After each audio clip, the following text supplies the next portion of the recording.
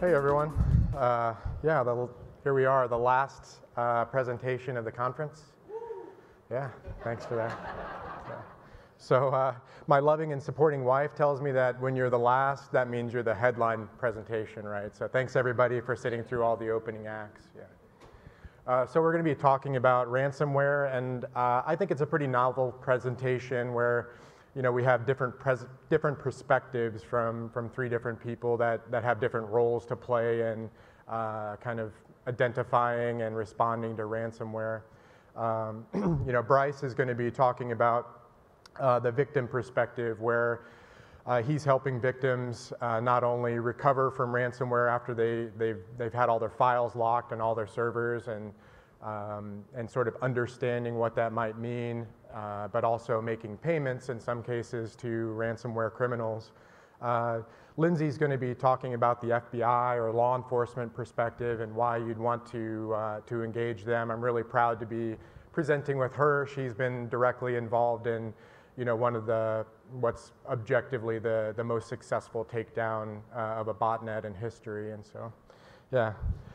So my part of this is really the criminal perspective, where at Chainalysis I spend almost all of my time dealing with ransomware and all of the criminal enterprises that sort of support ransomware, in crime forums and marketplaces and all the infrastructure that they buy.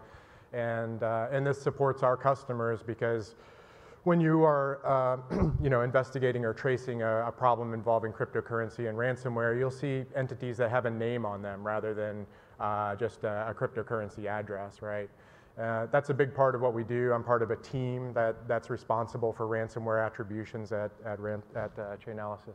So, yeah, one of my favorite questions, I don't get this often enough, but I wish I got it more often, is like, why are we dealing with ransomware today? All these customers of ours, large enterprises, they're spending millions on cybersecurity products, anti-malware solutions.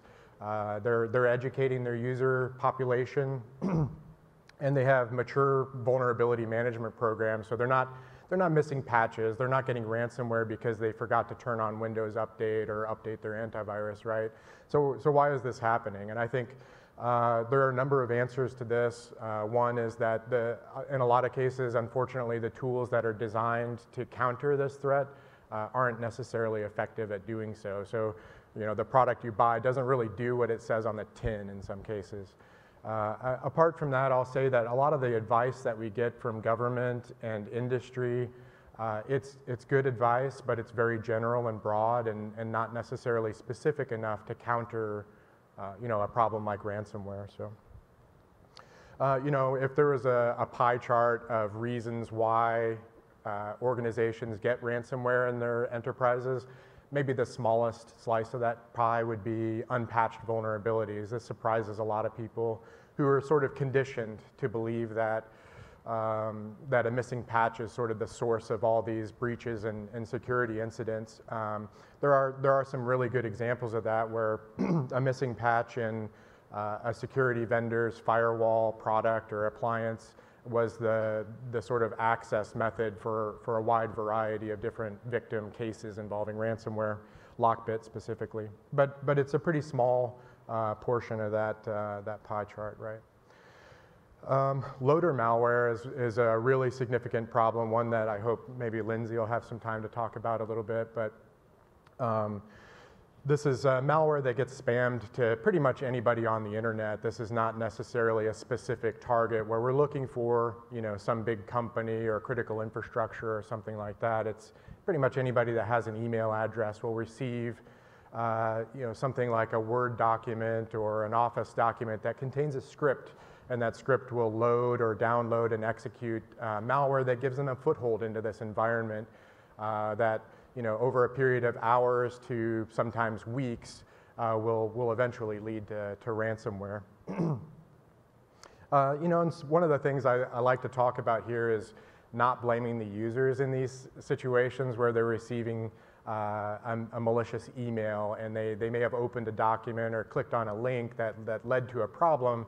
A lot of our industry and people who are tech savvy might blame that user for doing that, and I think there's a limit to what we should expect our users to do, to investigate whether or not an email is authentic. And one of the things that I've seen in incidents is that the body of a message coming to a victim recipient, it might contain a conversation thread that was ripped off from somebody else's inbox, but they're a recipient on. So imagine you receive this email and it's a thread that you participated in, and now it just has a link at the top that will take you to a loader malware.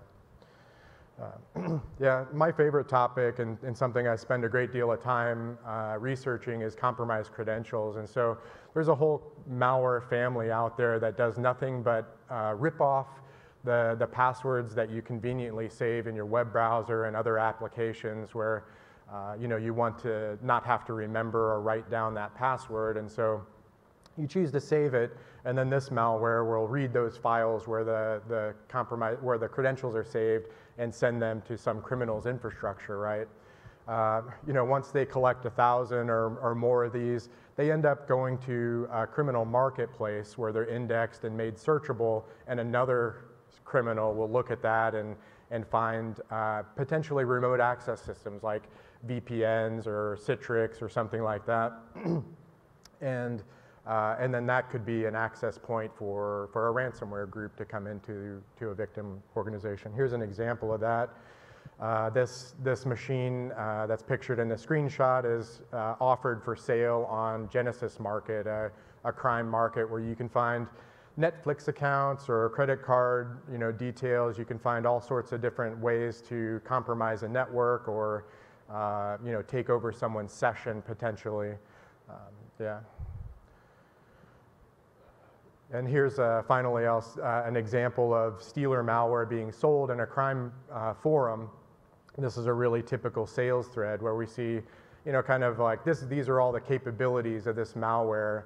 Like it rips off your Chrome or your Firefox or Edge saved credentials, and you can build it. It comes with an antivirus evasion capability, and eventually people buy this for about $150 or so, and then use it, if they're successful, to collect thousands and thousands of logins for different sites and services, and then they'll sell those in bulk or sell them to a market like Genesis. So my job is, I spend a lot of time trying to attribute things like Redline Stealer or the author of Redline Stealer. You can kind of see his name Glade under the logo there. And so you'll see that in Reactor. And further, looking at ransomware incidents where I can follow the malware that's delivered to a victim, get the ransom note from that, and then look at the negotiation chat that takes place between the victim and the criminals, and wait for a payment address to be given, and then attribute that in our systems. And so, this is kind of a moral conflict that I often have, where I'm really hoping that they pay because then that makes our systems better. But it's also the case that I don't want them to pay because these criminal enterprises will benefit from that payment as well. And so, to give the victim perspective, Bryce is going to take over the clicker here. I'm going to fall off the edge of the stage.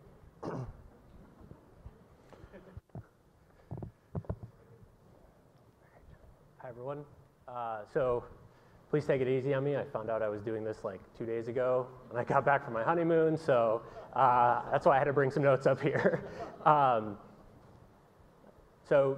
As Brian said, I'm going to talk a little bit about the victim perspective, and just to give you some understanding of how I might have gained some perspective on the victim perspective. My name is Bryce. I'm one of the lead negotiators, ransomware negotiators at Groupsense.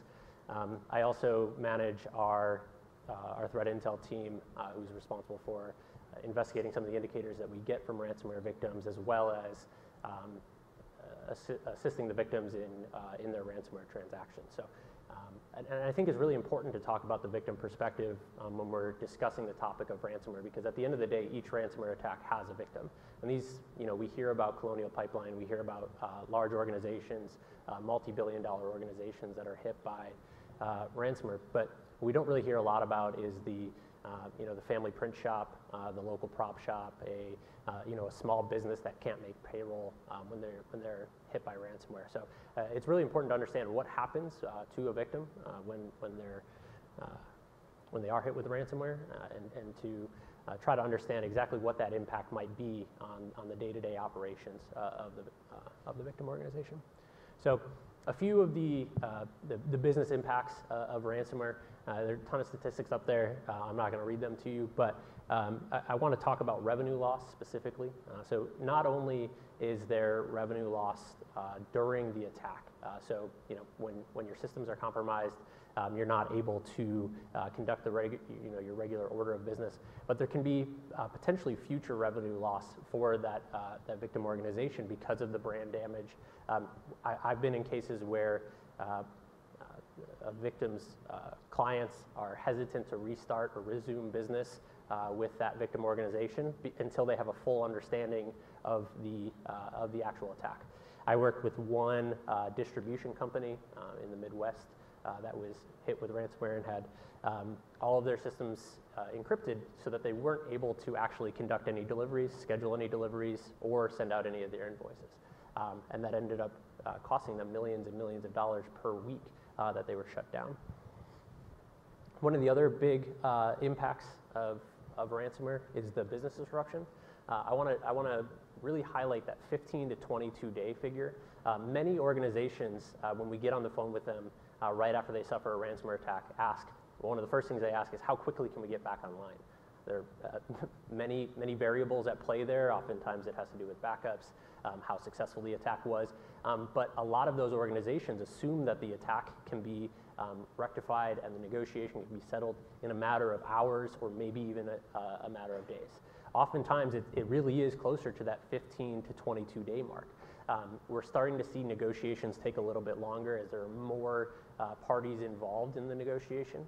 So you have the victims, you have the outside legal counsel, you have oftentimes an insurance agent involved, and all of these different parties stakeholders have their own set of requirements that they're looking for to fulfill before a negotiation can be settled.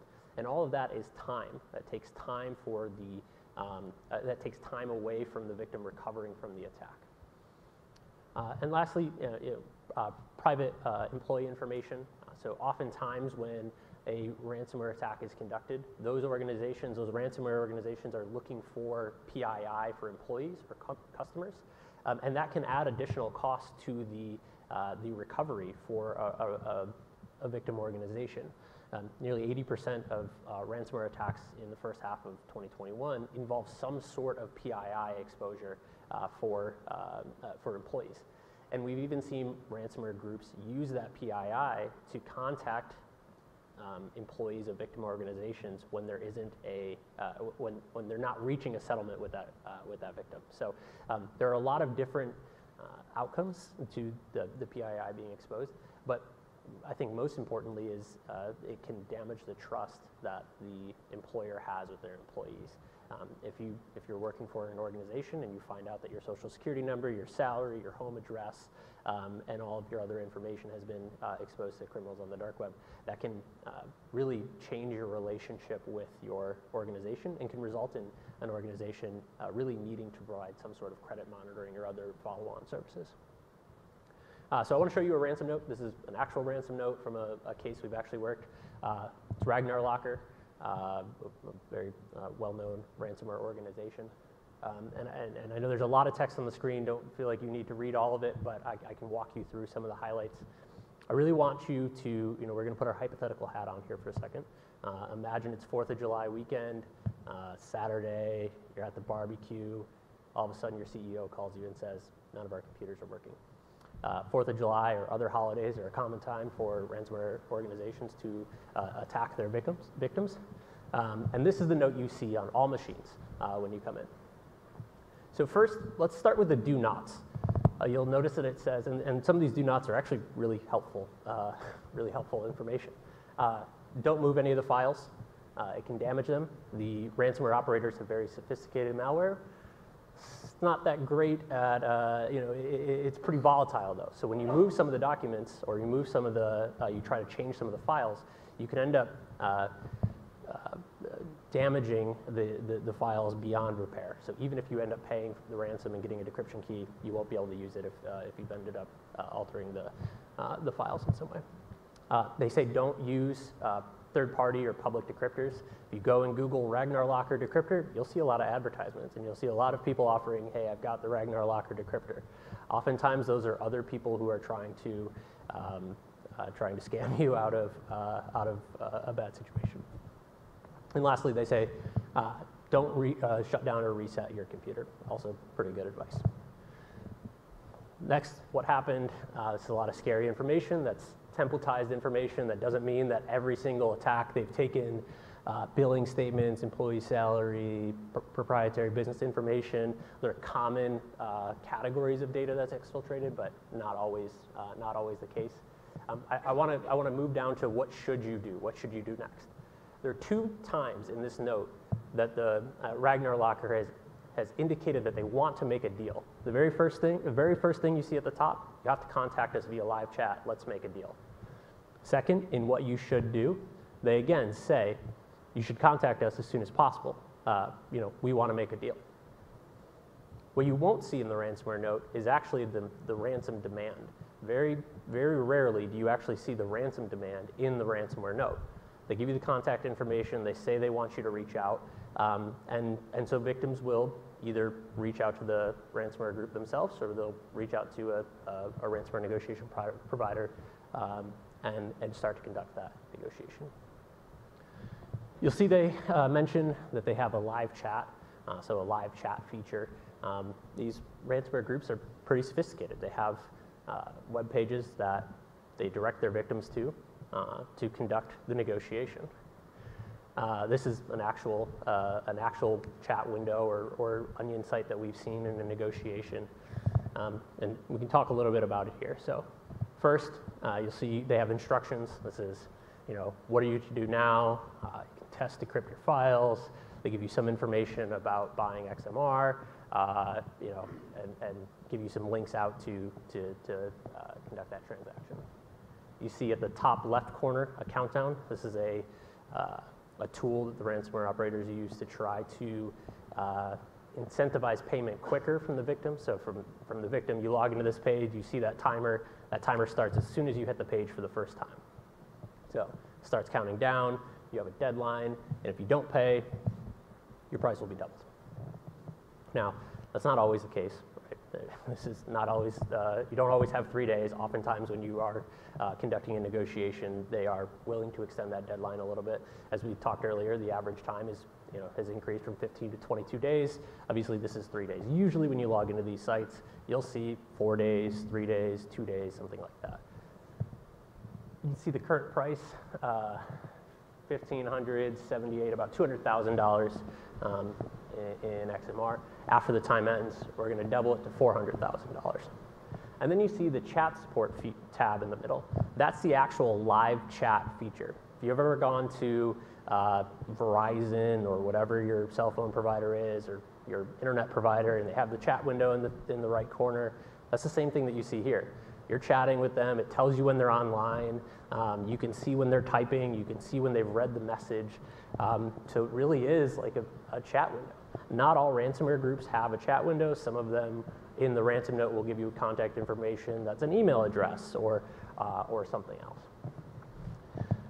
But during that course of the negotiation, the victim's going to be thinking about or trying to advocate for their own interests and trying to lower that demand.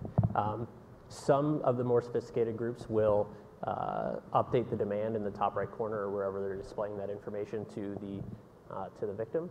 But I do want to talk a little bit about what else is communicated here. So they're giving the victims links to buy cryptocurrency. We've seen demands in XMR. We really more commonly see demands in Bitcoin.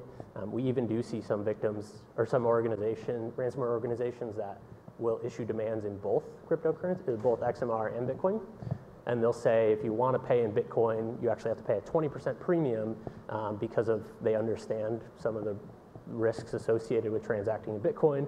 Companies like Chainalysis exist and tools like Chainalysis exist that allow individuals to investigate those transactions. So the threat actors are pretty smart in that way. But no matter what currency, cryptocurrency you're negotiating in, they'll give you links to and instructions on how to acquire that currency.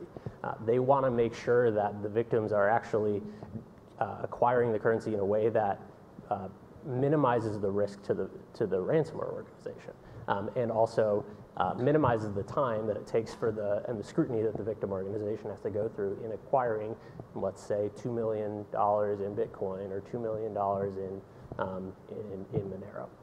So they really are trying to get paid as quickly as possible. And lastly, I want to close out with some of the lessons we've learned from working with victims, or ransomware victims, over the last few years. So first, don't panic if you see that note. It can be scary. I have not been in a situation where I've logged onto my computer and seen a ransomware note, but I've been on many calls with organizations within 24 or 12 hours of them receiving that note. It can be very scary, especially when you think about smaller organizations. It's potentially a business-ending event. It's very important not to panic. You should engage legal counsel. So it's helpful for victims to engage legal counsel as early as possible, because eventually there may be questions that come back on how quickly you engage legal counsel, and having somebody in your corner who can advise you on the best steps to take to recover, the steps to investigate what types of data were actually exfiltrated, and the different implications of that data, whether that be privacy laws in states or GDPR laws. So having legal counsel in your corner can really help you avoid common mistakes. If the victim has insurance, it's advisable that they contact their insurance carrier as soon as possible, especially if they are intending to file a claim to assist with the recovery or ransom payment. Many insurance carriers have very, very specific requirements on how OFAC sanctions checks must be conducted, how the cryptocurrency can be acquired, how and when legal counsel has to be contacted, how and when law enforcement has to be contacted, and even which ransomware negotiation firms or IR support firms can be used in ransomware response. So contacting insurance right away to make sure that you're fulfilling the requirements can, minimize the risk of eventually not having your claim covered by your insurance carrier. Considering sanctions is also very important. So the sanctions implications of making a payment, using tools like Chainalysis and other on-chain intelligence providers to gather intelligence about the payment addresses and wallets that you're going to be transacting with, and the potential risk, weighing those risks, the sanctions risks when making a decision on to pay ransom. Lastly, and most importantly, I really think it's important for victims. We always advise our victims to notify law enforcement. Again, having law enforcement in your corner and advising you on the next steps to take, but also, giving you some insight into the groups that you may be that you may have been hit with, or the ransomware strain that you may be hit with, is really helpful. Organizations like the FBI have been studying and following ransomware operators for many, many, many years, and have a really good understanding of the individual malware strains that are most prevalent in the world. So I'd like to ask Lindsey to come up to the stage and talk about the law enforcement perspective.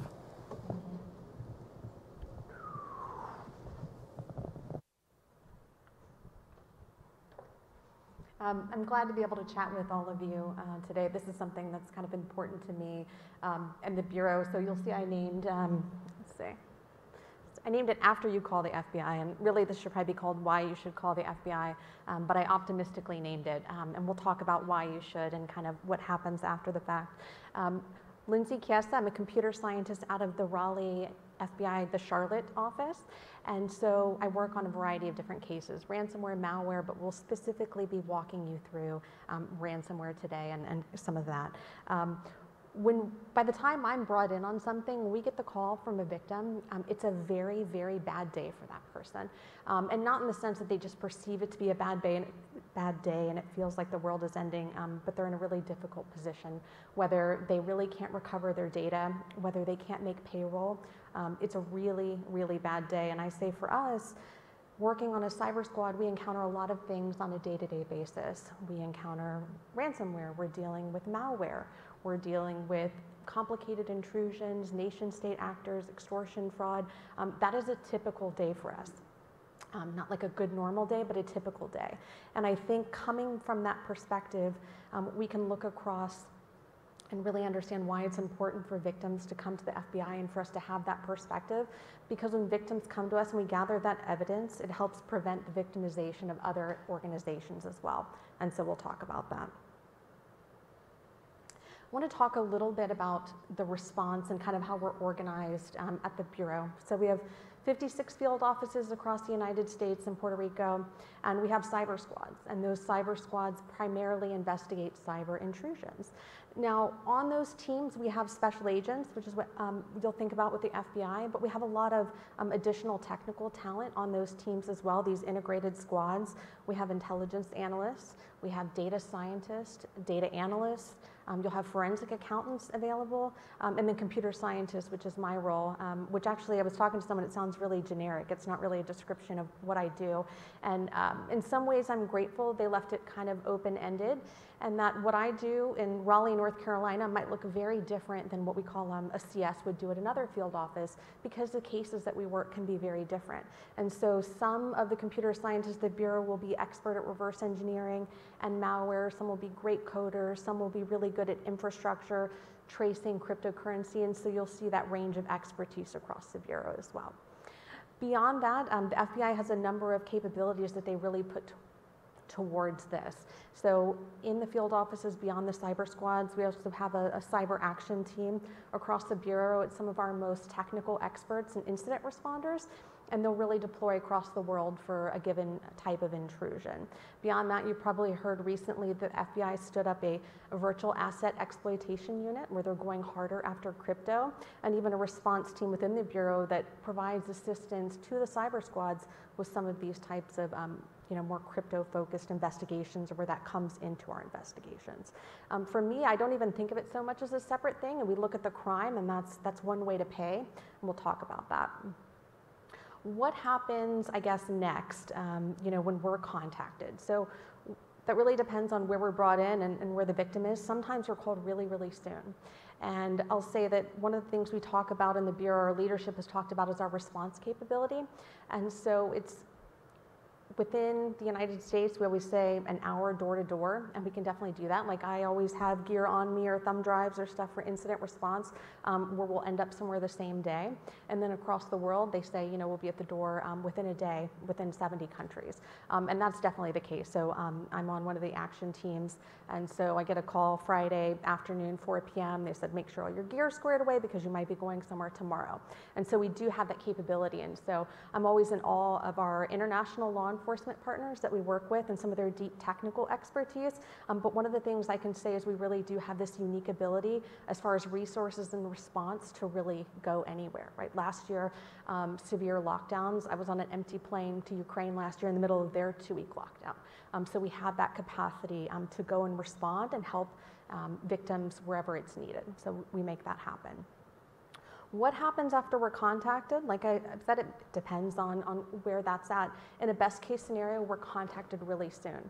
This is one of those things where it's more time sensitive, because there are some unique capabilities that we can bring if we're brought in earlier. So that could be recovery of funds sometimes, and that's time sensitive. It could be decryption capability. So with certain types of ransomware, that's an option, decryption, depending on what we know about the actors and some of the decryption capabilities, but all of that can be time sensitive. So we always like to say the sooner, the better. Some of the things we're going to be doing is evidence gathering. That's really important. So even if an organization's data is encrypted, what we're going to be looking at, we want to share information that we find on their network back with them to help them with the immediate threat that they're dealing with, but it helps other victims. So we're gathering that. That helps us actually pursue the actors and try and stop that victimization. That's really important to us. Sharing of actor TTPs and threats, this is something that we've gotten a lot better about. I would say a couple years ago, I was selling people and that we were trying to share data, and I think people have the perception that sometimes we could be a bit of a black box where information would flow in from the private sector, but we weren't always pushing that out the way that people might want. And so I think just in the last couple of years, I've seen a huge flux back out. I'll say with one of the takedowns that we did last year, a lot of data that we gathered, we pushed out to threat intelligence companies, and it was a tremendous amount of data in the hopes that we could actually help remediate victims. So we're pushing that back out, the data that we're collecting and getting that out there. Forensic analysis, that's something that we're going to be doing. So for incident response, we'll actually be looking at evidence from these victim companies, again, to pursue the actors or provide some of that remediation support. So some of the actions that we'll take across the board, I think of them in a couple of categories. The part that interests me the most as a computer scientist is more on the technical side and what I really care about. With ransomware specifically, whether it's reversing ransomware, the droppers, the loaders, over the last couple of years, it's actually taken up less of my time because the industry is so good at this. With the relationships that we've developed, just the deep technical expertise of the industry and how close we've been working together. I think one of the interesting observations, honestly, of the pandemic is with everyone going remote, in some ways for us it kind of broke down barriers with how well we're talking with private industry because we're on Slack together and we're chatting all the time and sharing information. So it really broke down, and I think we're sharing faster than ever in that kind of setting. So I don't spend as much time on that, but we do have people who are constantly working on that. Disrupting and seizing actor infrastructure is where I spend a lot of my time, and that where we look at for these cases. On the legal side, of course, we have our criminal indictments and prosecutions, which is the bread and butter of what we're doing here.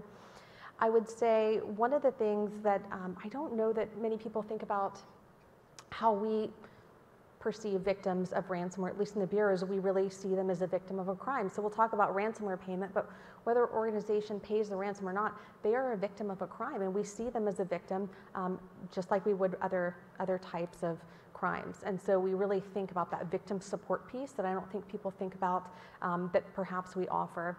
One of the ones I think people don't know a lot about, and I was even surprised when I learned this, was the financial assistance we can provide. So you have these small mom and pops who can't make payroll the next day. Like that's a victim support type of role that we can fill in and help them with. So we always encourage people to reach out.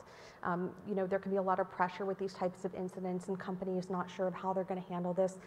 They have experts that can assist them with media interaction and engagement to help them with some of that pressure.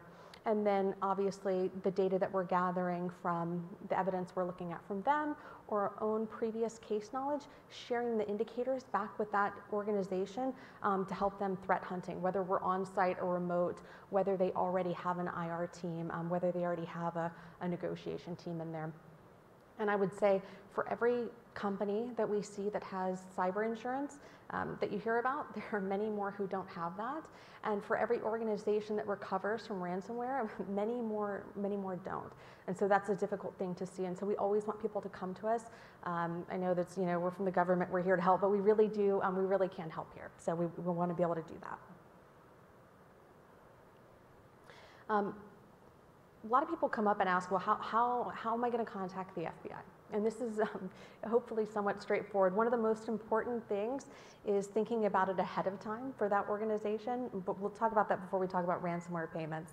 And that is putting it into the boring part of the incident response plan, right? So the day that you come in and find the note, like Bryce talked about, is not the day you want to be scrambling and figuring out who to contact, right? It's already a really bad day.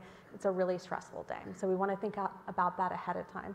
And so my recommendation when we work with organizations is to find out your local field office POC, and I can help anyone here do that, but you can go onto our website and put that right into the incident response plan so that you already have that available to you. I would say threat hunters, this is something we've worked with a lot over the couple of years. After conferences, inevitably someone comes up to me and they're like, hey, I have some actors on our network, I think they're doing this, is that something you guys are interested in? And the answer is always yes. So I think at the end of one of these engagements, just a year or so ago, someone had seen actors on their network and it looked like they were about to crypt someone. And so we got that information, and I think I had a flight an hour after the conference. I was walking out, but we were vetting the potential victims and then pushing that data out and having agents reach out to them within the hour, like really fast time period to try and prevent that crypting. And so those are some of my favorite things that we can make happen in a really compressed time period, and that we want to make happen. With ransomware payments, our official, the official stance is don't pay. And I think there's a couple of good reasons for that, why not to pay. The reason these actors get up and go to work in the morning and go to their virtual criminal affiliate office is to make money. This is lucrative, and so they do it to make money. And so when they get paid, that is incentive to do it. So we always discourage that. I think the other reason, more realistically, that I personally discourage it is because it doesn't always work. You don't get your data back. If you look, I think someone put out a report last year, even with people that paid, less than half got most of their data back. Right, so whether that's just because they won't do it, some of them will ghost, depends on the actor, some of them will actually ghost victims, but a lot of times, especially with the criminal affiliates, if they've kind of bought a version of ransomware, they didn't write it themselves, they're not always very technically adept, and sometimes they mess up and they just can't decrypt your stuff even if they wanted to. I've seen that, just incompetence. So there's a couple of different reasons, so there's no guarantee you're going to get your data back. So before we get to this place, you want to self-insure by having these really amazing offsite backups, and I mentioned, we talked about critical infrastructure last week, and we said if your organization has to have uptime, I know everyone's tired of hearing about backups, but this is no longer optional. This is a must-have, right? We're getting into this space. You don't want to rely on this actor to hopefully be technically competent enough or kind enough to decrypt it. And that does depend on the threat group. I would say for that too, some of the things we look at for threat groups, or we're looking at some of their techniques and tactics. Someone asked me last week, they were asking about, they had heard whether if you set all your computer keyboards, the Russian keyboard, then you would not get ransomware. And so that is not my official recommendation at all, but we've seen some instances, very specific instances of that being the case. I know for another loader case I worked on, if you set a specific driver value in your file registry, then you also would not get that malware drop. So we're looking at some of the inoculation techniques that we can do. So overall, I think the point is that we have a lot of resources that I want people to know about, and we have a lot of capabilities that we can bring for these victim organizations. So whether someone's hesitant about reporting it, whether they're worried because they are going to pay the ransom, that shouldn't be any kind of impediment, and we'd like to be able to assist with that. So this is an issue that will touch every company in some capacity, and I'm sure Brian will speak to that. Thank you.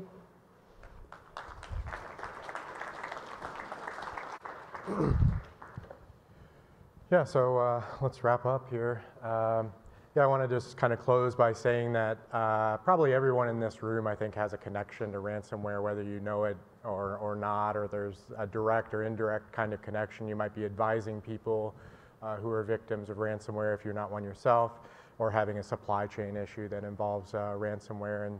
And also maybe following that up and saying, let's not blame victims. There's a range of sophistication in a security operation. There's also a range of sophistication when it comes to incidents that people experience. And I'd love for there to be a future where tech-savvy people stopped sort of assuming that an organization that gets breached was somehow negligent automatically.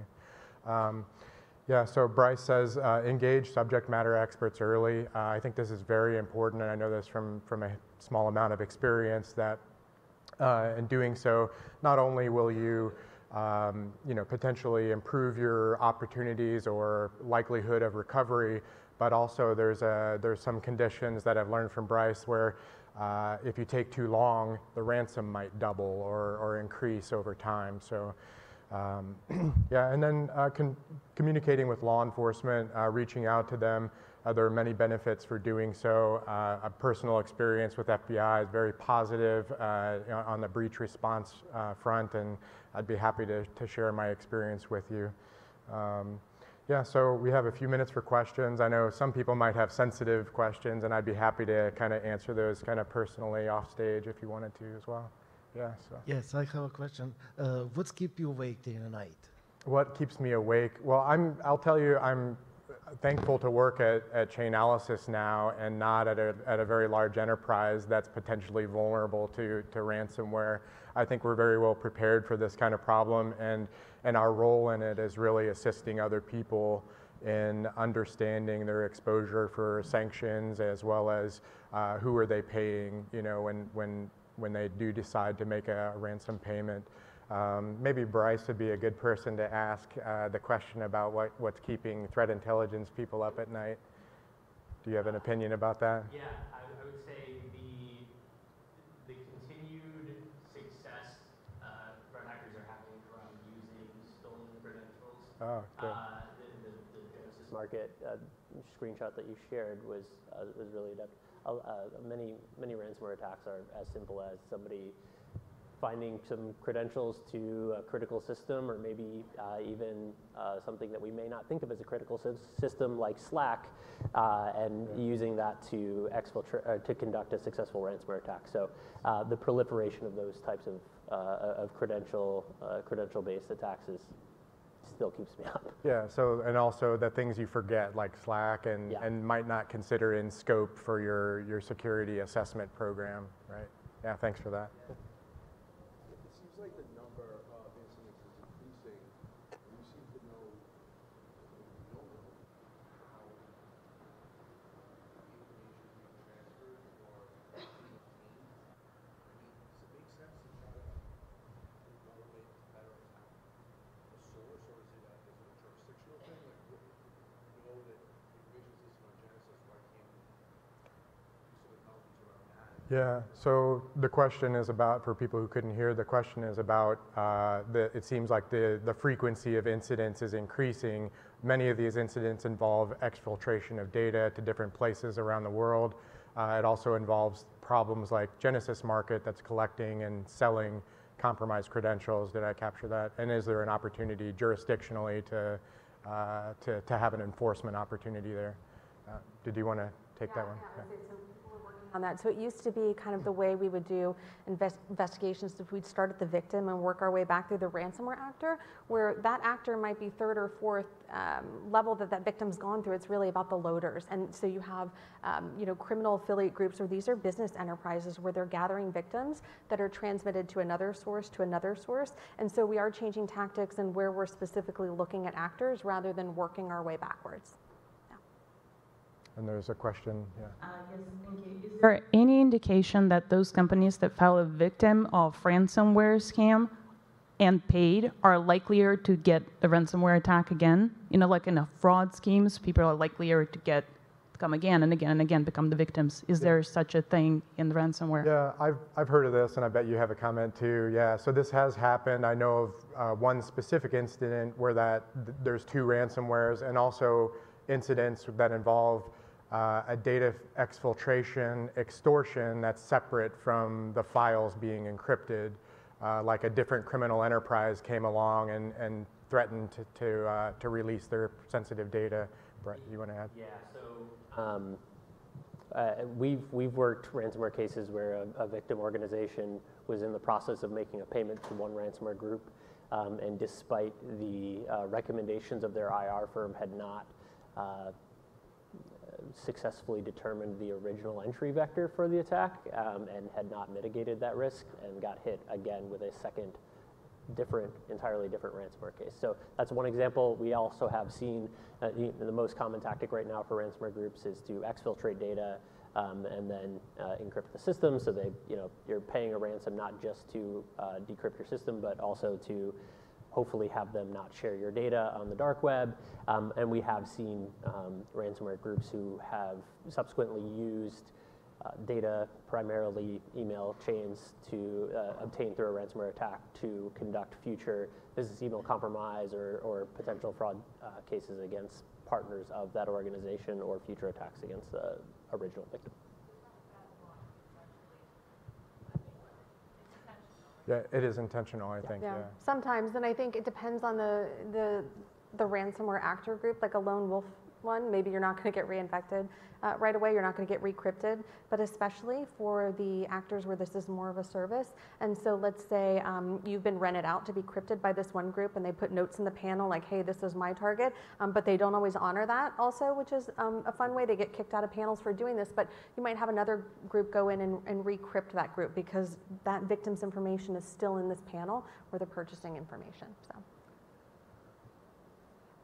So quick question. I think we've kind of got a little bit of pieces of this with some of the other questions too, but can you guys comment on initial access brokers and changes that you're seeing in the ransomware landscape there? And I think, was it Lindsey, right, was talking a little bit about, I don't know if that's division of labor, or can you talk, I guess, a little bit to that part of the economy?